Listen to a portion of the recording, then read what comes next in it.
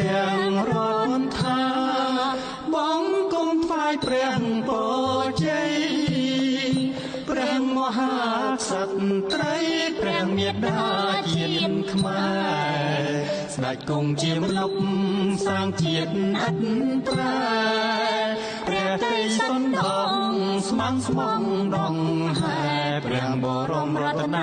កោតព្រះវររាជបិតាជាតិខ្មែរសូមទេវតា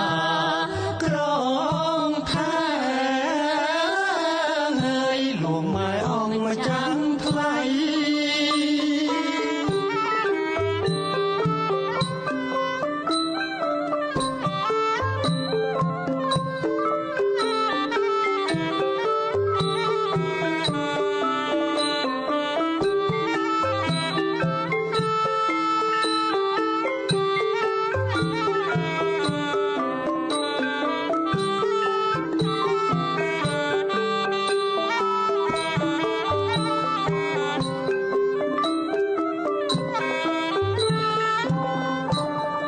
ព្រះគុណឡ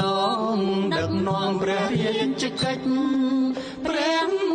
ប្រតិបត្តិក៏លំអានបបព្រះវរមានតាព្រះប្រធានកិត្តិយសខ្ពង់ខ្ពស់ថ្លៃថ្លា